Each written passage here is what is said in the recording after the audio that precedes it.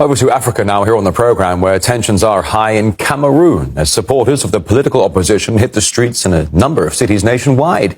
It's all in the wake of the presidential election results, which saw the nation's leader, who's been at the helm for over 40 years, get re-elected for yet another term. The locals are not happy. They're demanding 92-year-old Paul Biya step aside and let the country forge a new path. 50 years in power, Mr. President. We don't want you now. We don't want you anymore.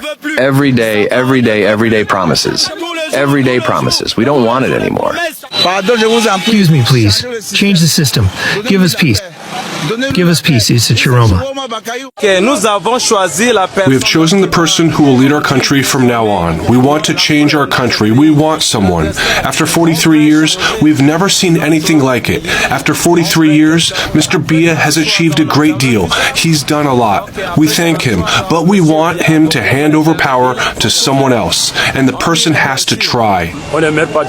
We've come out en masse here to march, to claim what's rightfully ours. For nearly decades, we've had enough. Well, a tense and volatile moment is unfolding in the Central African nation of Cameroon, where the announcement of presidential election results has sparked unrest and fresh questions over the country's democratic future. Basically, the official results are in. Long-time President Paul Biya, in power since 1982, has been declared the winner of the October 12th election, securing about 53% of the vote. But his main challenger and former ally, Issa Chiroma, is officially listed at about 35%. But the calm of those numbers really hides anger and growing dissatisfaction. Opposition supporters say the vote was rigged, that the process lacked transparency, and that those resisted are now detained. In the city of Douala, which is the commercial capital of the country, we are hearing that at least 4 people were killed during those clashes between protesters as well as security forces. We also understand that security forces were placed on high alert across the country ahead of those official announcements by the council. And according to Chiroma's camp, early unofficial tallies shows that he had over 50% of the vote. They claim that the official results that we're seeing now are designed to keep Biya in power, but the ruling party has dismissed those claims, saying that the vote has been legitimate.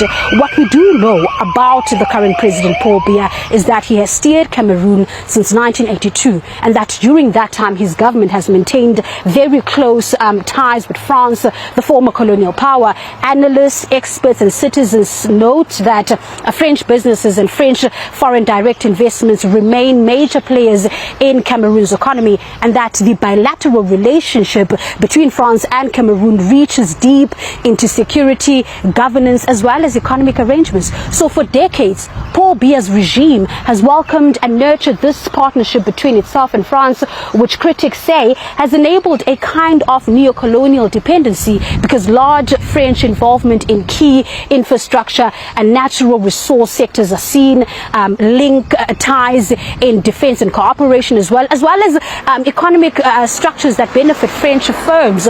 So at this particular point, it is also reported that President Paul Biya spends most of his time abroad and not even in his own country. So opponents say the heavy French alignment has allowed the country to remain weak, and that Paul Biya's governance has kept the elite interest intact rather than delivering change and prosperity to the citizens of Cameroon. So they see Chiroma as a credible agent of change.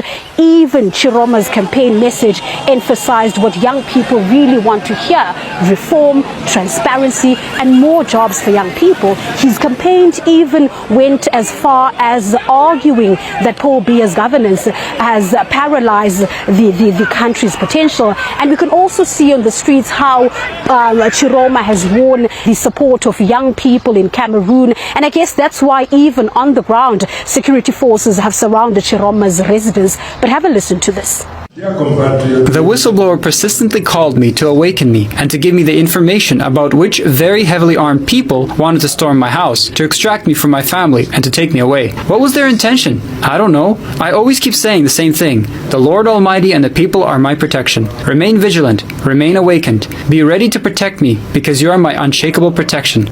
Now, for those wondering what this means for Cameroon, it means serious risk of escalation. The country has long faced internal crises, including a violent conflict in some regions and frequent accusations of corruption, as well as electoral manipulation, with the president now leading into another 8-year term, or rather 7-year term. Many citizens, especially the young majority, say their voices are being ignored. We aren't exactly sure what happens next. But if protests continue and they continue to grow, the government faces critical options, either to open up to dialogue, enforce stricter security measures, or allow the disorder to spread. So the next 48 hours are crucial. Any spark could ignite a larger confrontation. For now, though, the results are declared, but the legitimacy of those results remain fiercely contested.